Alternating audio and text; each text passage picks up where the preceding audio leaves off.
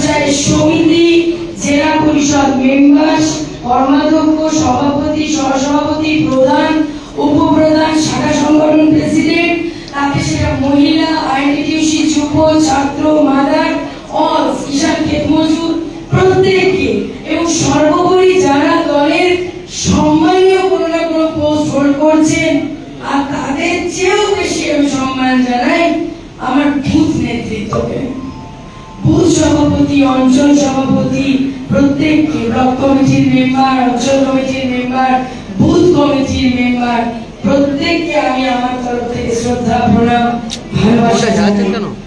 আমরা অনেকক্ষণ বসেছিলাম বর্ষি টুতে, সেখানে আমাদের প্রোগ্রাম শেষ হলো প্রায় 3:30 নাগাদ। 3:30 নাগাদ প্রোগ্রাম শেষ হওয়ার পর আমরা একটু দুপুরে খাওয়া দাওয়া করলাম, তারপরে একটু ছোট্ট একটু কোর কমিটির মিটিং ছিল সভাপতি এবং কিছু নেতৃত্বের সাথে, আমার হৃদয় দাদা এবং তার সঙ্গে আমাদের যারা দায়িত্ব নিয়ে, যারা অভিষেক বন্দ্যোপাধ্যায়ের চোখ হয়ে আমাদের সাথে ঘুরছে, সব সময় নিরীক্ষণ রাখছে, সেই আমার 2 সহকর্মী ছিলেন।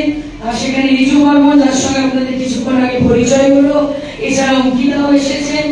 সবাইকে নিয়ে আমাদের একটা মিটিং হওয়ার পর আমরা এখানে এলাম এবং রাস্তায় একটু যানজটে পড়েছিলাম, তার কারণে একটু দেরি হওয়ার জন্য আমি অন্তর থেকে ক্ষমা প্রার্থী, দুঃখিত, আপনারা ক্ষমা করে দেবেন, আপনাদের বাড়ির মেয়েকে আপনারা ক্ষমা করে দেবেন।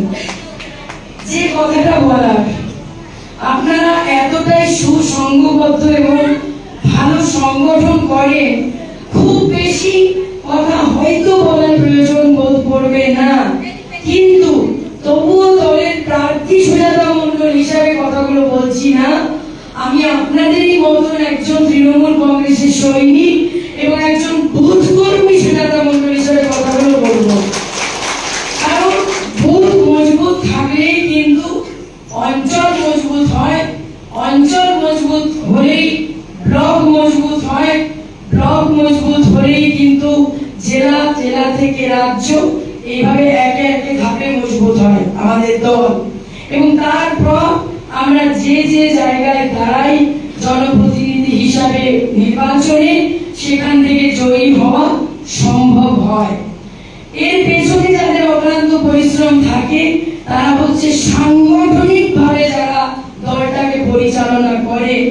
কারণ সংগঠন আর প্রশাসন দুটোই তখন সুন্দর চলে যদি একে অপরের সাথে সম্পর্ক এবং কাজটা দৃঢ়তার সাথে মজবুত করে করা যায়।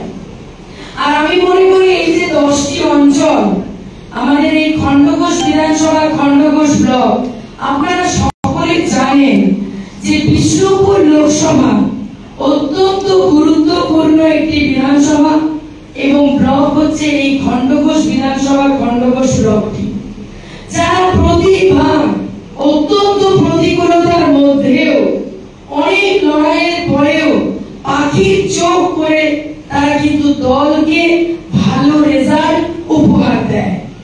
2019-এর নির্বাচনে যখন আমি একটি সাম্প্রদায়িক দলের পক্ষে দুর্ভাগ্যজনকভাবে লড়তে বাধ্য হয়েছিলাম, আপনারা সবাই জানেন তার প্রেক্ষিত, তার ইতিহাস, আর সে কথা বলছি না, কিন্তু আজ এসেছি আমি তার প্রায়শ্চিত্ত করতে।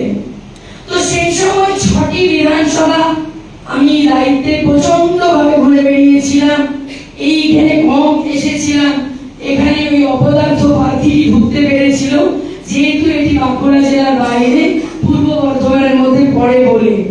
কিন্তু যে 6টি বিধানসভায় তিনি লিড পেরিয়ে গেছিলেন 2019-এর লোকসভার যুদ্ধ, সেই লোকসভার রথ কিন্তু আপনারা থামিয়ে দিয়েছিলেন 30,890টি থাপ্পড় মেরে সেই প্রার্থীকে। আর এবারে আমি বিশ্বাস করি 2019-এর যে প্রতিকূলতা, 2019-এর যে প্রেক্ষিত এবং সমীক্ষা, তার থেকে কিন্তু এখনকার প্রেক্ষিত বা এখনকার সমীক্ষাই বলুন, সেই লড়াইয়ের আঙ্গিনাই বলুন, সেটা কিন্তু অনেকটাই আলাদা।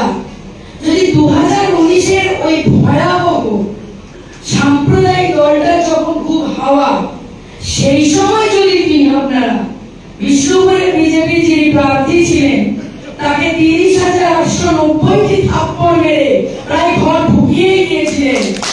এবারে কিন্তু থাপ্পড়ের সংখ্যাটা তারা টার্গেট দিয়েছেন, কারণ আমার নেতা অভিষেক বন্দ্যোপাধ্যায় এবং নেত্রী মমতা বন্দ্যোপাধ্যায় আপনাদেরকে লক্ষ্যমাত্রা যেটা স্থির করেছেন যে বিষ্ণুপুর লোকসভা জয়ের জন্য সব থেকে বড় ভূমিকা যেন খণ্ডঘোষ রাখে। আর আমার বিশ্বাস, দলের বিশ্বাস, যে খণ্ডঘোষ যে টার্গেট দেওয়া হয়েছে 40,000 টার্গেট লিড মার্জিনে, আপনারা সেটাকে ছাপিয়ে যাবেন, এটা আমার দৃঢ় বিশ্বাস।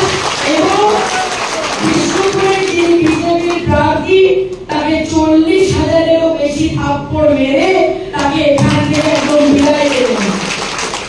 বিষ্ণুপুর লোকসভা থেকে শুধু নয়, রাজনীতির মানচিত্র থেকে বিদায় দেবেন এবং খণ্ডঘোষকে তার সারা জীবন মনে থেকে যাবে, এটা আমার বিশ্বাস। হবে তো? দেখুন, দুটো কথা বললে নয়, এই যে এত মানুষ আপনারা এত বড় হলটিতে বসে আছেন, সামনে এতগুলি মা বোন বসে রয়েছে, তার চেয়েও বেশি লোক বাইরে দাঁড়িয়ে রয়েছে। এখন এমন একটা অবস্থা হয়েছে আমাদের তৃণমূল কংগ্রেসে যে যেখানে যাচ্ছি সব থেকে বড় হল নেওয়া হচ্ছে, তারপরে উপচে পড়ছে জায়গা হচ্ছে না।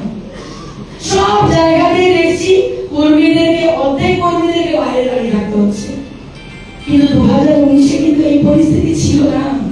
কর্মীদের মধ্যে আবেগ ছিল না, কর্মীদের মধ্যে উন্মাদনা ছিল না, মহিলাদের মধ্যে উচ্ছ্বাস ছিল না, মহিলাদের মধ্যে জোয়ার ছিল না।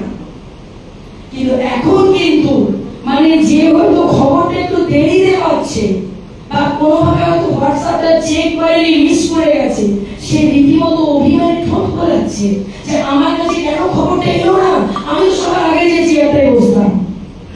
এটা কিন্তু এখন 24-এর পরিস্থিতি। ঠিক বলছি তো? আপনাদের মতো লোকে বলছে যে খবরটা আমার কাছে এলো না কেন আগে, যদি কোনো কারণে দুঃখে খবর পৌঁছেছে কিন্তু সে হোয়াটসঅ্যাপটা খুলে রাখেনি। তাই বলছি যে এবারে যে লক্ষ্মী ভান্ডার, এই লক্ষ্মী ভান্ডার প্রকল্পটা যে কি পরিমাণ কার্যকরী হয়েছে মেয়েদের সম্মানার্থে এবং সুরক্ষার্থে, সেটা আপনারা যারা ডোর টু ডোর যাচ্ছেন, পাড়া বৈঠক করছেন, বুথ বৈঠক করছেন, নিশ্চিত আপনারা এতদিনে বুঝে গেছেন। এবং একটু আগে রিজু বলছিল, আপনাদের আমাদের বিধায়ক সভাপতি নেতৃত্বরা নিশ্চিত আপনাদেরকে বলে দিয়েছে যে আমাদের দলের তরফে, অভিষেক বন্দ্যোপাধ্যায়, মমতা বন্দ্যোপাধ্যায়ের তরফে একটা প্রচার কর্মসূচি এসেছে, ডোর টু ডোর ক্যাম্পেইনিং। এবং তার জন্য কিছু কিট দেওয়া হয়েছে, কিছু মাল মশলা দেওয়া হয়েছে। সেগুলো বাড়িতে যে কিভাবে আপনারা প্রচার করবেন, কিভাবে মানুষের মন জয় করবেন, কিভাবে বোঝাবেন যে তৃণমূল কংগ্রেস মমতাদি কি করেছে, কেন ভোটটা মমতাদিকে দিতে হবে, কেন সাম্প্রদায়িক একটা জল্লাদের দল বিজেপিকে নয়, কেন খুনি হারমাত সিপিএমকে নয়, সেটার জন্য কিছু জিনিস দেওয়া রয়েছে। আপনারা জানেন সেই জিনিসগুলো নিয়ে 10 দিনের প্রোগ্রাম, আপনারা 10টি করে বাড়ির দায়িত্ব নিয়ে বাড়িতে পৌঁছে যাবেন। সেই কাজ অলরেডি আপনারা শুরু করে দিয়েছেন জানি।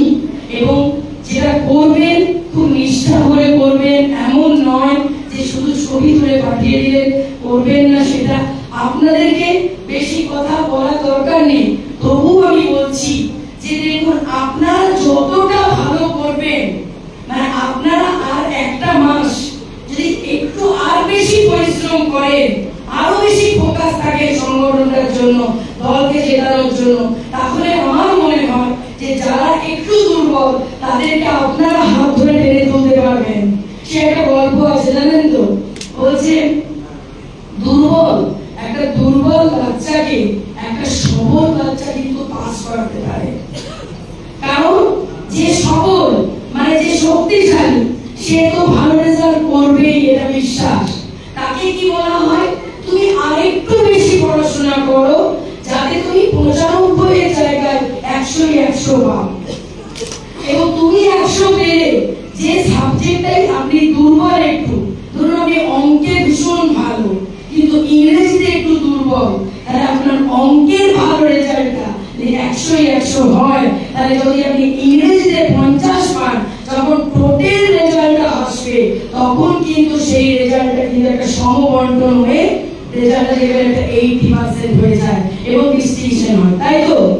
তাই আপনাদের দায়িত্ব হচ্ছে এটাই, বন্ধন আবদ্ধ হয়ে গেছে, না আসলে কোনো গতি নেই, আপনারা একদম আত্মীয় বাড়ি পৌঁছে যাবেন, তাই আমাকে আসতেই হবে।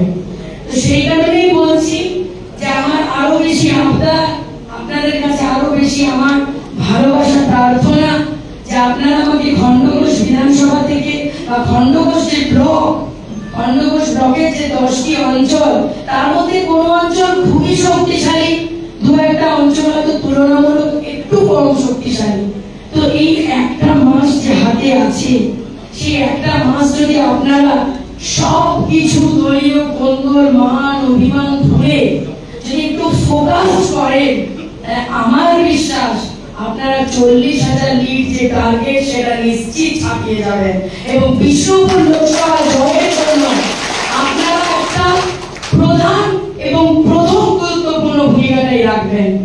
তাই আমি একটু জেনে নিতে চাই, এখানে যদি কেউ কারো মান অভিমান থাকে, প্লিজ আপনারা এই কয়েকটা দিন সব কিছু দূরে সরিয়ে রেখে একটাই পাখির চোখ করুন যে লোকসভাটা জেতাতে হবে। এবারে